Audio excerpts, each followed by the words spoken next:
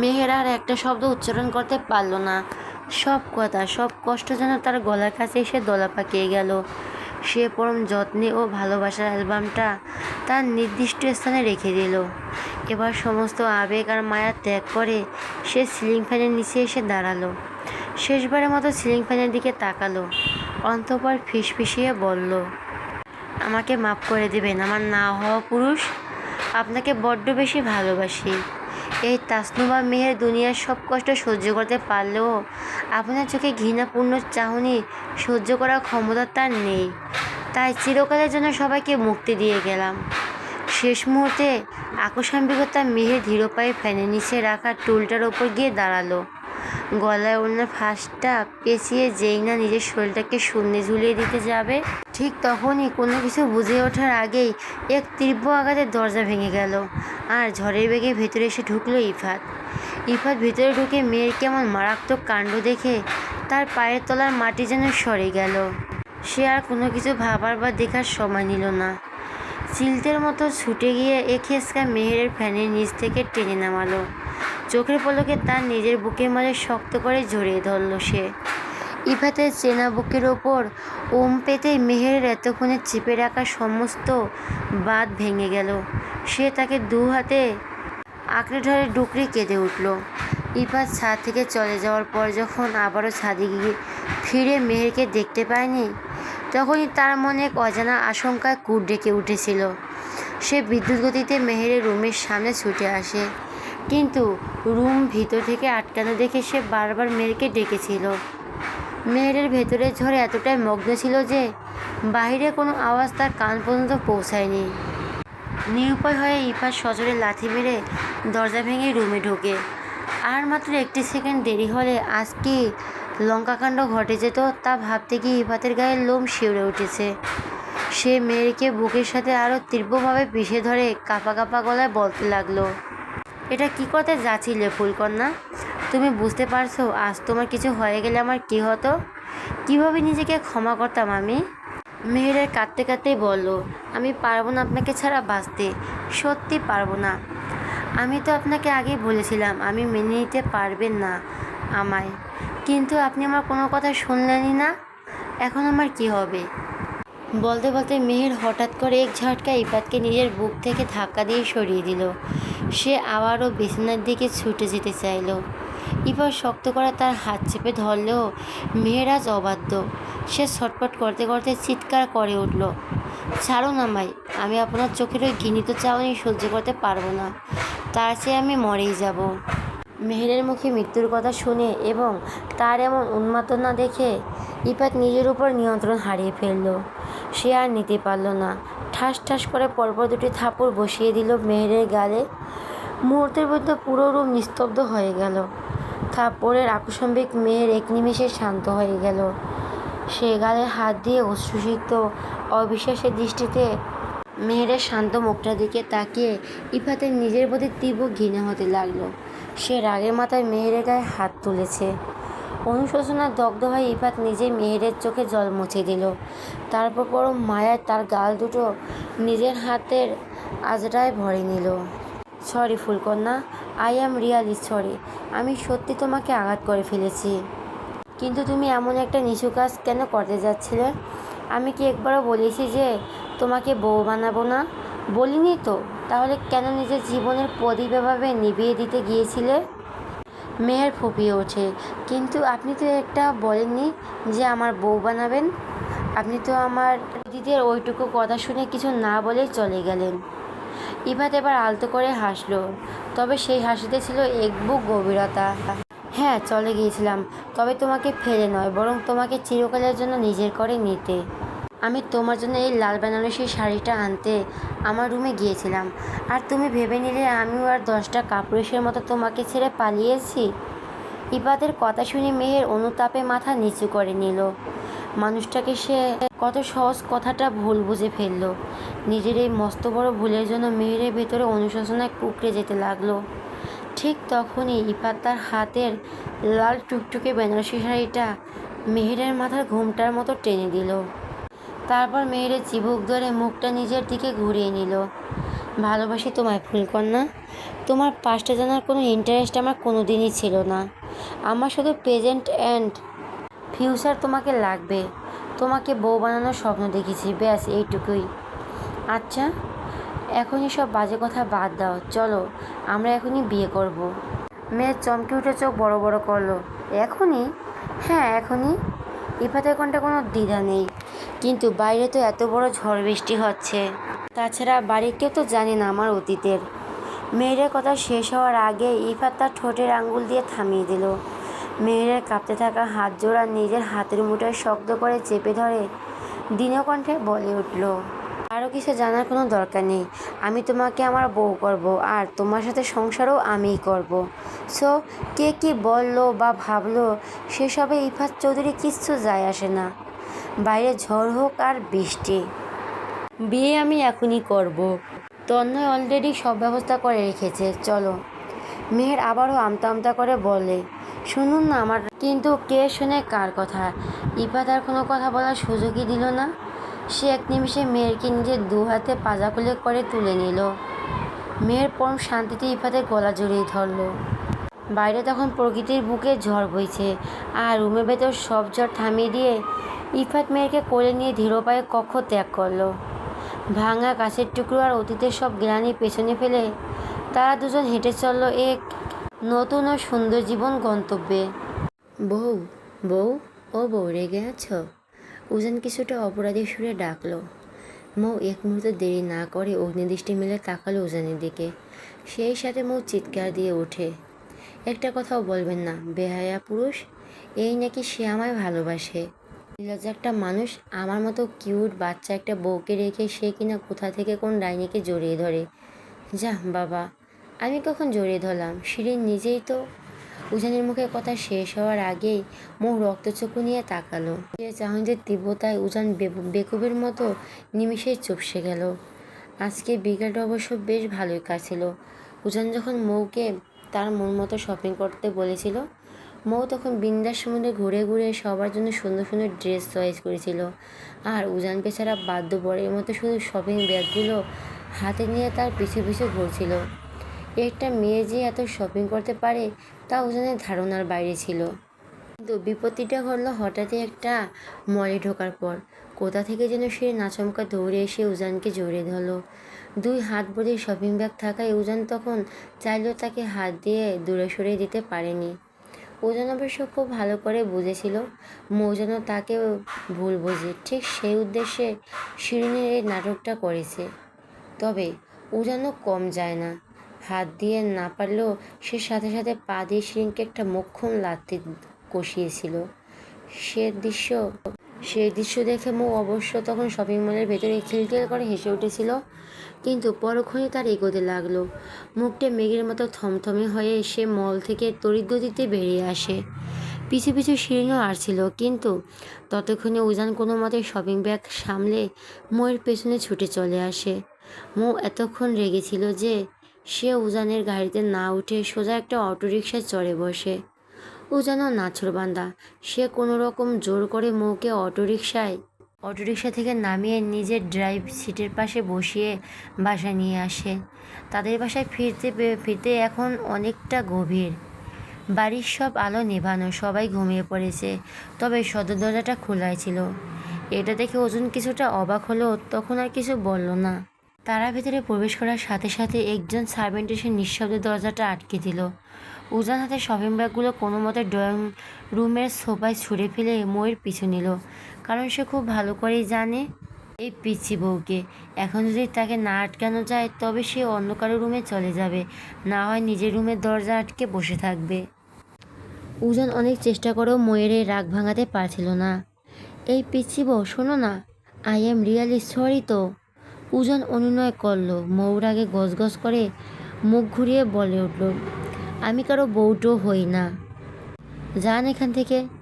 এমন সময় উজানের আর কোনো সুযোগ না দিয়ে এক হিসকাটানে মৌকে নিজের বুকের শক্ত বাঁধনে আবদ্ধ করে নিল।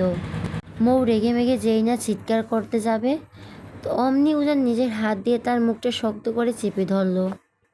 বউ, বউ, বউজান রাগ করো না প্লিজ, আজ তোমার একটা দারুণ জিনিস দেখাবো, শান্ত হও।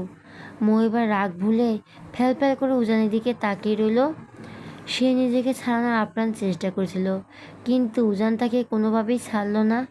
সে ওভাবেই মৌকে অর্ধকোলে জড়িয়ে ধরে মেহেরের রুমের দরজার পাশে গিয়ে দাঁড়ালো। দরজাটা সামান্য ফাঁক করা ছিল। দুজনে মিলে সেখানে নিয়ে ভিতরে উকি দিল।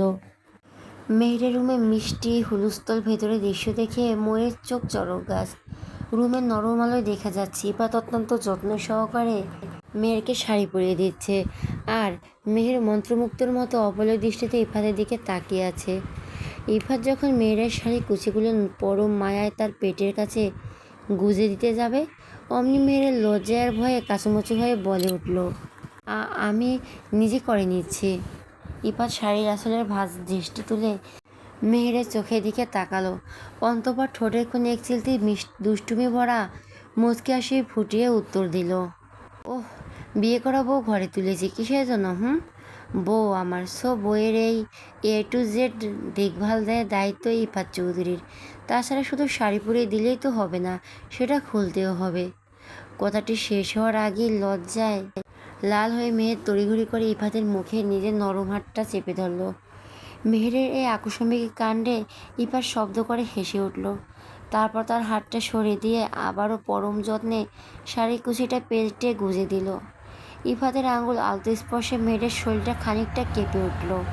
পরক্ষণেই ইফাত মেহেরকে একদম মুখোমুখি দাঁড়িয়ে তার কোমরটা দুহাতে শক্ত করে জড়িয়ে ধরল। মেহেরের হার্টবিট তার এখন চারপাশে নীরবতা ছাড়িয়ে যাচ্ছে। ইফাত ফিসফিস করে বলল, মাঝকথায় থামিয়ে দিলে মেনে নিলাম, তবে আমি ঘুমাবো এবার। মেহের আমতা আমতা করে টপিক চেঞ্জ করতে চাইল, তবে ইফাত খানিকটা ঘনিষ্ঠতা বাড়িয়ে অদ্ভুত স্বরে শুধালো, যাহ বাবা, বাসরাতে কেউ ঘুমায় বুঝি? তাছাড়া ইফাত চৌধুরী যে বড্ড অধৈর্যশীল তা তো জানোই। তাহলে তো বাহানা কিসে শুনি? আজকে রাতের স্পেশাল গিফট চাই না বুঝি? আমার ভয় লাগছে। How sweet! ইফাত চৌধুরীকে ভয়ও পাও বুঝি? ভালোবাসো না আমায়? ইফাতের কণ্ঠে তীব্র মাদকতা। মেহের লাজুক হেসে মাথা নাড়িয়ে স্বীকার করলো যে সে ভালোবাসে। বইয়ের এই স্বীকারোক্তি ইফাত বেজায় সন্তুষ্ট হলো। সে মেয়েরের সাথে নিজের ঘনিষ্ঠতা আরও এক ধাপ বাড়িয়ে দিল। মেয়েরের দুই ঠোঁটের দূরত্ব ঘুচিয়ে দিতে যেই না নিজের মুখটা মেয়েরের দিকে এগিয়ে নিল, ঠিক তখনই, হাউ সুইট! ইফাত চৌধুরীকে ভয়ও পাও বুঝি? ভালোবাসো না আমায়? ইফাতের কণ্ঠে তীব্র মাদকতা। মেহের লাজুক হিসেবে মাথা নাড়িয়ে স্বীকার করলো যে সে ভালোবাসে। বইয়ের এই স্বীকারোক্তিতে ইফাত বেজায় সন্তুষ্ট হলো। সে মেয়েরের সাথে নিজের ঘনিষ্ঠতা আরও এক ধাপ বাড়িয়ে দিল। মেয়েরা দুই ঠোঁটে দূরত্ব ঘুষিয়ে দিতে যেই না নিজের মুখটা মেয়েরের দিকে এগিয়ে নিল, ঠিক তখনই মৌ চিৎকার দিয়ে ওঠে, মেহু, শেষে তুই এমন পচা কাজ করতে যাচ্ছিস? প্রফেসরের বাচ্চা, ছাড়ো না মায়! উজান পেছন থেকে টেনেও মৌকে আর ধরে রাখতে পারল না। মৌ এক ঝটকে উজানকে ধাক্কা দিয়ে সরিয়ে সোজা মেহেরের কাছে চলে গেল। ইফাতের শক্ত বাঁধন থেকে মেহেরকে একটানে নিজের দিকে সরিয়ে নিল সে। তারপর মুখ বাঁকিয়ে চরম বিরক্তি নিয়ে ইফাতের দিকে তাকালো। খারাপ বেডা ছেঁড়া একটা! তোমার সাহস হয় কীভাবে আমার মেহুকে কিস করতে যাচ্ছিলে, হ্যাঁ? ও কোমরে হাত দিয়ে জেরা করা ভঙ্গিতে বলল। তার কথা ইফাত পুরো ভ্যাবাচ্যাকা খেয়ে গেল। একে তো নিজের জীবনের সবচেয়ে গুরুত্বপূর্ণ পার্সোনাল মুহূর্তে এমন অনাকাঙ্ক্ষিত হস্তক্ষেপ, তার উপরে আবার এমন অদ্ভুতের অভিযোগ। নিজের পুরুষত্বের আঘাত লাগায় ইফাত আর চুপ থাকতে পারল না। সে চিৎকার করে উঠল, হোয়াট বেডা ছেলে! উজান, তোর বউ এসব কী বলছে? আমাকে তোর বউয়ের কোন অ্যাঙ্গেল দিয়ে হিজড়া মনে হয়? শোন মামা, আমি সব দিক দিয়েই পারফেক্ট, হোক সেটা খাটো কিংবা। ইফাত আর বাকি কথা শেষ করার আগেই উজান পেছন থেকে এসে শটান তার পাছা বরাবর এক জোরালো লাথি বসালো। পার্সোনাল মুহূর্তে ময়ূরীভাবে আসাটা ঠিক হয়নি সত্য, তাই বলে ইফাত তার পিচ্ছে বইয়ের সামনে এমন বিশ্রী কথা উচ্চারণ করবে? আর কোন আক্কেলমন্দ পুরুষ মানুষ বাসরাতে রুমের দরজা খোলা রেখে রোমান্স করে? উজান নিজে এবার দাঁত খিচিয়ে বলে উঠল, দাঁত ভেঙে ফেলবো তোর বেয়াদব ছেলে! একে তো দরজা খুলে রেখে মাঝরাতে করছিস, তার উপর আমার ননদের বউটার দিকে আঙুল তুলছিস। জুতো চিনিস জুতো? ইফাত একটা শুকনো ঢোক গেল। মনে মনে ভাবলো, শালা ভাইটা আমার বউ পেয়ে নিজের বন্ধুকেই ভুলে গেল। এই দুঃখে সে এখন কোথায় রাখবে? এত বড় ঝাড়ি একটা মেয়ে, যে কিনা মলে গিয়ে পুরো 1 মন শপিং করেছে, তা কি উজান বলছে নানান ভাবা যায়? হঠাৎ ইফাতের মনে পড়লো যে দরজাটা আসলে খোলা ছিল না। উজান নিজেই তো লাথি মেরে লক খুঁড়ে ভেঙেছে। সেই কথা মনে হতে সে একটু বেলুনের মতো চুপসে গেল।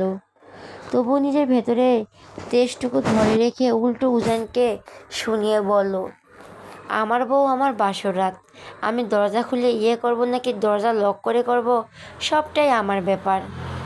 তুই তোর এই পাগলি বউকে নিয়ে এখান থেকে চলে যা ভাই। শালি আমার রোমাঞ্চে 12টা বাজিয়ে মনটাই ভেঙে দিল। ইফাতের মুখে বউ আর বাসরাত শব্দ দুটো শুনে ময়ের চোখ এবার কপালে উঠল। সে মেহেরের দিকে ফিরে বলল, বউ বাসরাত? মেয়েও তুই আমাকে না জানিয়ে বিয়ে করে ফেলেছিস? এই আমি তোর বেস্ট ফ্রেন্ড, গুল্লি মারি তোর বেস্ট ফ্রেন্ডের কাঁথায়। এই বলে অভিমানের ঠোঁট উল্টে গুল্লি মারি তোর বেস্ট ফ্রেন্ডের কাঁথায়। এই বলে অভিমানের ঠোঁট উল্টে গটগট করে রুম থেকে বেরিয়ে গেল মৌ। তার পিছু পিছু মেহেরের ভারী শাড়ি কুচি 2 হাতে উঁচু করে ধরে দৌড়াতে লাগলো। পেছন থেকে মেহের অনবরত ডেকেই চলল, কিন্তু মৌ তার কোনো কথা শুনল না, বরং আরও তাড়াহুড়ো করে নিজের রুমের দিকে এগিয়ে গেল। মৌ, দাঁড়া বোন, একটিবার আমার কথা শোন। মেহের হাঁপাচ্ছে আর ডাকছে, কিন্তু কে শোনে কার কথা? মৌ ততক্ষণে নিজের রুমে ঢুকে পড়েছে। মেহেরও যেই না মৌয়ের দেখাদেখি রুমে পা রাখলো, অমনি মৌ বিদ্যুৎ গতিতে রুমের কোণ থেকে একটা চেয়ার টেনে আনলো। দরজার হাতলে চেয়ারে কোণটা ঠেস দিয়ে এক ঝাটকে সে ভেতর থেকে রুম লক করে দিল। মৌয়ের এমন আকস্মিক আর অদ্ভুত কাণ্ডে মেহের খানিকটা ঘাবড়ে গেল, কিন্তু পরক্ষণই মৌয়ের এই কাণ্ডকারখানা আর চেহারা ভঙ্গি পরখ করে সে আর নিজেকে হাসি চেপে রাখতে পারল না। খিলখিল করে হেসে উঠল মেহের। মৌ এবার চেয়ার থেকে নেমে দৌড়ে গিয়ে মেহেরকে শক্ত করে জড়িয়ে ধরল, যেন কত যুগের চেনা আপন এক আশ্রয়। এদিকে উজান আর ইফাত দুজনে মৌ আর মেহুরের পিছু পিছু ছুটে এসে দরজার সামনে দাঁড়ালো। ভেতর থেকে খাটাস করে দরজাটা লক হওয়ায় শব্দ শুনে দুজনেই চমকে তাকালো। ইফাত পুরো ব্যাপারটা বুঝতে না পেরে বোকার মতো মাথা চুলকাতে লাগলো। তবে উজান আর বুঝতে বাকি রইল না, তার এই ধুরন্ধর পিচ্ছি বউ আসলে মেয়ের উপর রাগ করেনি, বরং বাসর রাতে মেয়ের সাথে ঘুমানোর জন্যই এই অবিনট নাটকটি সাজিয়েছে। উজান কপালে হাত দিয়ে দীর্ঘশ্বাস ফেলল, আর ইফাত নিজের কপাল চাপড়াতে লাগলো। ভাই, তোর বউ এটা কি করলো? ইফাত কপালে হাত দিয়ে একজোড়া আর্তনাদ করে উঠল। উজান ইফাতের দিকে তাকালো, তার থতমত মুখের দিকে আড়ালে আলতো একটা দুষ্টেমির হাসি ফুটে উঠল। তা দেখে ইফাতের গা পিত্তে জ্বলে উঠল।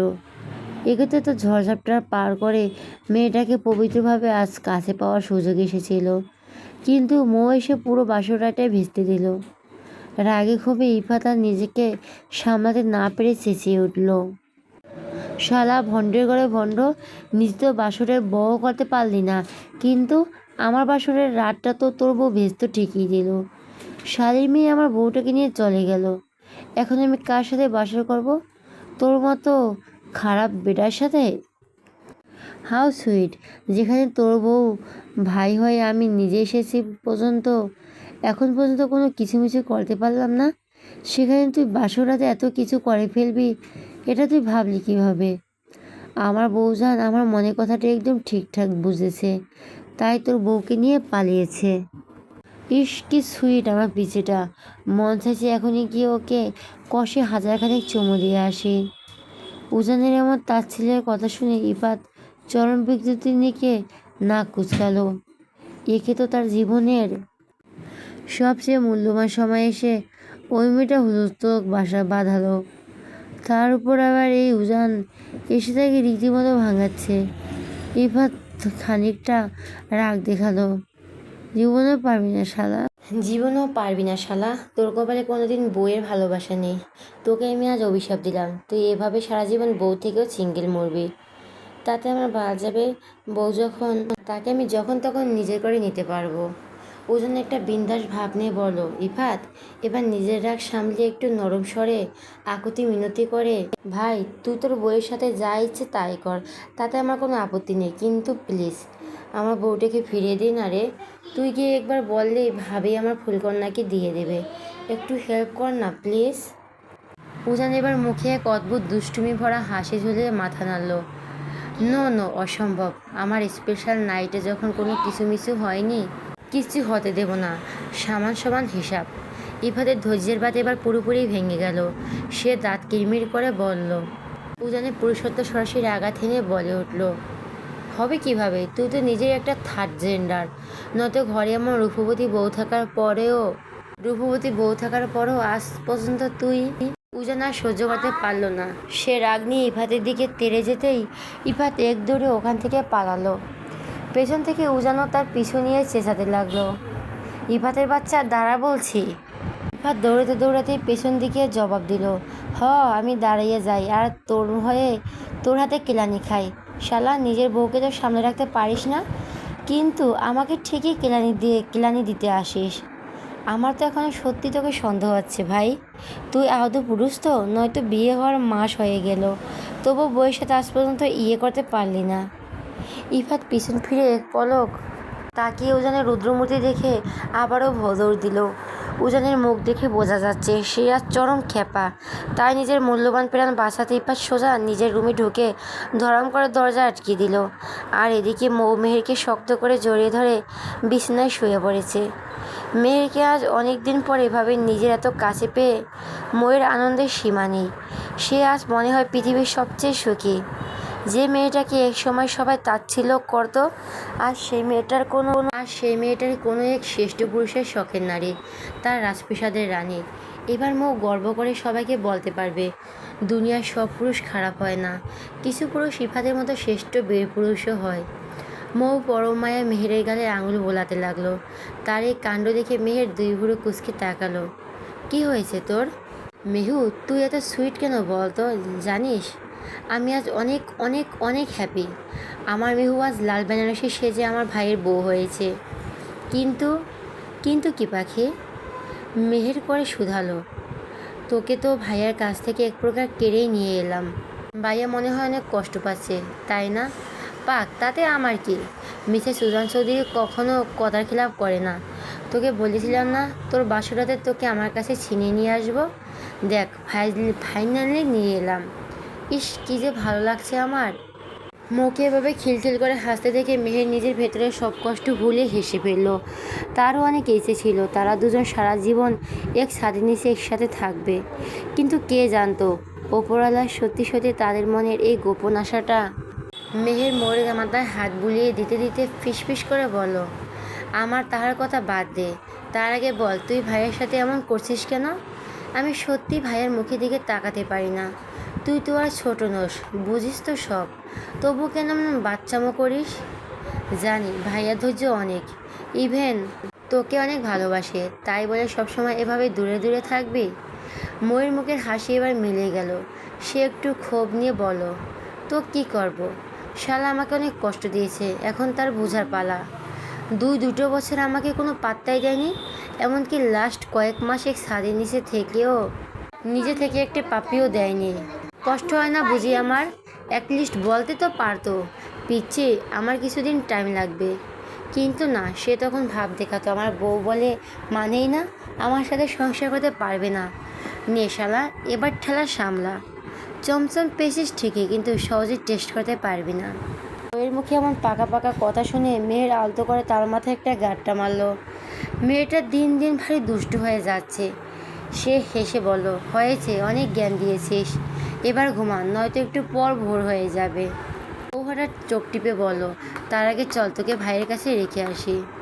মেহের অবাক হয়ে চোখ তুলে তাকালো। মৌ সাথে সাথে একগাল হেসে দিল। মেহেরের সন্দেহ ভরা দৃষ্টিতে তাকিয়ে রইল। তার মানে তুই ভাইয়াকে মিস করছিস, আর সেই জন্য এখন আমাকে তার কাছে ফেরত দিতে চাইছিস? ধুর, প্রফেসর সাহেব আর তুই দুজন আমার লাইফে বেস্ট দুটো মানুষ। তোদের দুজনকে আমি ভীষণ মিস করি। ভাবলাম ভাইয়ের কাছ থেকে আজকের রাতটা অত্যন্ত তোকে আলাদা করা ঠিক হয়নি। না থাক, কালকে তো তোকে দিয়েই দিব। আর এই খাটাস লোকটাকে মাঝে মাঝে একটু একটু শাস্তি দিতে হবে, নয়তো ভালোবাসার জোর কমে যাবে। গুড নাইট জানু। মৌ মেহেরের বুকে মুখ লোকালো। মেহের হেসে মৌকে নিজের বাহুবন্ধনে জড়িয়ে নিল। গুড নাইট পাগলি। আসসালামু আলাইকুম মিসেস চৌধুরী। ঘুমের ঘরে পরিচিত পুরুষিলা কণ্ঠস্বর পেয়ে মেয়ের খানিকটা নিবু নিবু দৃষ্টিতে তাকালো, কিন্তু চোখের সামনে সরাসরি ইফাতকে দেখতে পেয়ে সে ধরপড় করে তড়িঘড়ি করে উঠে গেল। পাশ ঘিরে মুখে দেখতে না পেয়ে তার বুকের ভেতরটা ধক করে উঠল। সে বেশ ঘাবড়ে গেল, এমনকি পুরো কক্ষটার চোখ বুলিয়ে দেখল। চারপাশটা কেমন অচেনা লাগছে তার। সে ভয় পেয়ে যেই না চিৎকার দিতে যাবে, অমনি ইফাত দ্রুত তার মুখটা হাত দিয়ে চেপে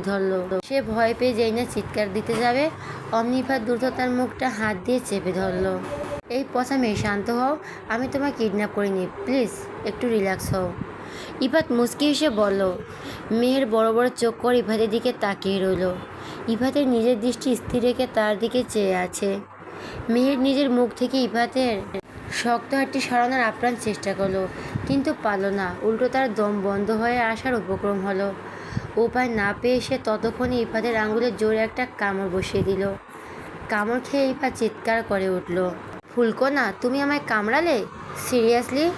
আমার বউ আমার উজানের বউয়ের সাথে আবার অদল বদল হয়ে যায়নি তো? স্বভাব তো দেখি একদমই ওর মতোই। মেহের রেগে বলল, চুপ করুন আপনি। একটু জন্য আমার দমটাই বেরিয়ে যাচ্ছিল। মৌকই, আর আমাকে কোথায় নিয়ে এসেছেন আপনি? সাথে সাথে ইফাত মেহেরের একদম পাশে ঘেসে বসলো। তার সাথে খানিকটা ঘনত্ব বাড়িয়ে মেহেরের কাঁধে নিজের মাথাটা এলিয়ে দিয়ে স্লো ভয়েসে বলল, এই রুমটাও আমার, আর এখানে বসে থাকা এই টুকটুকে মিষ্টি বউটাও আমার। আমি এখানে কিভাবে এলাম? মেহের অবাক হয়ে শুধালো। ইফাত ঘাড় বাঁকিয়ে মেহেরের এক পলক দেখলো, তারপর আবারও আগের মতো আয়েশ করে বসে মুচকি হাসলো। চোখ বন্ধ করে বলতে লাগলো, উজান ওর পিচ্ছি বউকে ছাড়া এক মুহূর্ত থাকতে পারে না। সেই জন্য সে রুমের সিক্রেট দরজা দিয়ে ময়ূর রুমে ঢোকে। কিন্তু সেখানে তো আমার বউ ছিল। সে নিজের বউয়ের কাছে থাকার জন্য আমার মিষ্টি বউটাকে পরম যত্নে আমার কাছে ট্রান্সফার করে দিল। আমি ওই সুযোগ বুঝে আমার মিষ্টি বউটাকে কোলে তুলে এই রুমে নিয়ে এলাম। সত্যি বলতে রুমে এনে তোমায় অনেক জ্বালাতন করতে ইচ্ছে করছিল, কিন্তু আমার মিষ্টি বউটার এই ইনোসেন্ট বাচ্চার মতো মুখটা দেখে নিজেকে সামনে নিলাম। একটা রাতেই তো ব্যাপার, তাই আর বিরক্ত করলাম না। বাকি জীবন তো পড়েই আছে আমার মিষ্টি বউটার বিরক্ত করার জন্য। মেহের আর কিছু বলল না, লজ্জায় ও আবেশে মাথা নিচু করে রইল। মেহেরের এই লজ্জারাঙা মুখ দেখে ইফাতের ঠোঁটের কোণে হাসি আরও চওড়া হলো। সে যেই না মেহেরের দিকে আরেকটু ঝুঁকে যেতে যাবে, অমনি কেউ একজন হুমড়িয়ে রুমে ঢুকে পড়ল। হঠাৎ কাউকে আসতে দেখে মেহের বিদ্যুৎ গতিতে ইফাতে থেকে দূরে সরে গেল। আর মেহের আচমকা সরে যাওয়া ইফাত নিজের শরীরে ভারসাম্য সামলাতে না পেরে বিছানায় ধপাস করে পড়ে গেল। মেহেরের চোখ তুলে দরজার দিকে তাকিয়ে সে ধীরপায়ে মায়ের পাশে গিয়ে দাঁড়ালো এবং খানিকটা ঝুঁকে ফিসফিসিয়ে বলল, কেমন আছো আম্মু? ছেলের এমন রসিকতা দেখে ইমরোজা চৌধুরীর সাথে সাথে ইফাতের পিঠে একটা কষে থাপ্পড় বসিয়ে দিলেন। তারপর হাসতে হাসতে মেয়ের দিকে এগিয়ে গেলেন। মেয়েরকে আলতো করে নিজের দিকে ঘুরিয়ে তার কপাল ছেনের এক গভীর চুমু এঁকে দিয়ে মুচকি হাসলেন। আমার এই বাদুড়ের মতো ছেলের গলায় এমন মুক্তমালা কীভাবে ঝুলল শুনে? মেয়ের চমকে উঠে এক অজানা ভয়ে থমকে রইল। সে ভেবেছিল হয়তো তাকে এই ভোরে ইফাতের রুমে দেখে শাশুড়ি বাজে কিছু বলবেন বা খোঁটা দেবেন, কিন্তু তার এই অভাবনীয় ব্যবহারে মেয়ের বাকরুদ্ধ হয়ে গেল। সে অবুঝের মতো ইফাতের দিকে তাকিয়ে দেখল। ইফাত একদম স্বাভাবিক আছে, কিন্তু মেহের নিজে কিছুতেই স্বাভাবিক হতে পারছে না। এমন সময় ইমরোজা চৌধুরী মেহেরের চিবুকটা আলতো করে উছিয়ে ধরে বললেন, ওদিকে তাকাতে হবে না তোমার। ইফাত আমাদের সব কিছু আগে থেকে বলেছে, আর তোমার অতীত নিয়ে আমাদের কোনো অভিযোগ বা ক্ষোভ নেই মা। আমরা সব কিছু আগে থেকে জানি। তোমার সাথে অতীতে যা হয়েছিল তা জাস্ট একটা দুর্ঘটনা ছিল। সেসব কুচ্ছিত স্মৃতি একদম মনে রাখবে না মা। আর মানুষের জীবন এমন একটু একটু ঝড় আসেই, সেসব আঁকড়ে ধরে বেঁচে থাকলে চলে না। এখন শুধু আমার এই বেপরোয়া ছেলেটার দিকে মনোযোগ দাও। তাকে নিয়ে ভাববে, তাকে শুধরে দেবে, এছাড়া আর কোনো চিন্তা যেন তোমার মাথায় না ঢোকে, নয়তো কিন্তু খুব খারাপ হয়ে যাবে। মেহেরের চোখ দুটো আবার অশ্রুসিক্ত হয়ে উঠল। আপনা আপনি তার দু চোখ বেয়ে নোনা জল গড়িয়ে পড়ল। সে ভেবেছিল তার অতীত জানার পর এই সমাজ, এই পরিবার হয়তো তাকে দূরে ঠেলে দেবে, অপায় ভাববে, কিন্তু তারা যে সব কিছু আগে থেকে জানতো, এমনকি কত সহজে বুক ভরা ভালোবাসা দিয়ে তাকে নিজেদের ঘরের বউ হিসাবে মেনে নিয়েছে। অথচ সে এতদিন এক আকাশ সমান ভয় বুক নিয়ে নিজেকে গুটিয়ে রেখেছিল। ইমরোজা চৌধুরী পরম মমতায় মেহেরের চোখের জল মুছে দিয়ে কৃত্রিম রাগ দেখিয়ে বললেন, কি বললাম আমি মাত্র? ওসব চিন্তা মাথা থেকে ঝেড়ে ফেলো। এটা ভেবো না যে দুটো ভালো কথা বলছি মানে কিছু বলতে পারবো না। দ্বিতীয়বার যদি তোমার চোখে আমি অশ্রু দেখি তবে তোমার কিছু বলবো না। এই তোমার স্বামীকে লাথি দিয়ে বাসা থেকে বের করে দেবো। ও আমার বউ হয় আর তুমি ওর সামনে আমার ইজ্জত নিয়ে কী সব বলছো? ইফাত পেছন থেকে আমতা আমতা করে প্রতিবাদ জানালো। চুপ কর গোলামের পুত। ইমরোজা চৌধুরী ছেলেকে ধমকে দিয়ে মেহেরের দিকে তাকালেন। শোন মা, আমি তোমার শাশুড়ি হলেও সবার আগে আমি তোমার মা। আর মা কখনো সন্তানের অতীত বা দোষগুণ দেখে বিচার করে না। যা হবার হয়ে গেছে, এবার নিজের নতুন সংসারে মন দাও। নতুন জীবন নিয়ে সুন্দর সুন্দর স্বপ্ন দেখো। আর আমি এখানে কিছু শাড়ি রেখে যাচ্ছি। আজকে দিনের জন্য একটু কষ্ট করে এগুলো পরে নাও মা। বুঝতেই তো পারছো, নতুন বউ দেখতে পাড়া প্রতিবেশী সবাই আসবে। কাল থেকে যা ইচ্ছে পড়ো, কোনো বারণ করবো না। এই নাও মা। আচ্ছা, তুমি এবার রেডি হয়ে নাও। ইফাত, আমার মেয়েটাকে একটু পরে নিচে নিয়ে আসিস। ইফাত মাথা নেড়ে সায় দিল। ইমরোজা চৌধুরী রুম থেকে চলে যেতে মেহের ভেজা চোখে ইফাতের দিকে তাকালো। ইফাত তার দিকে ধীর পায়ে এগিয়ে এসে মেহেরের চোখের দিকে চেয়ে নরম গলায় বলল,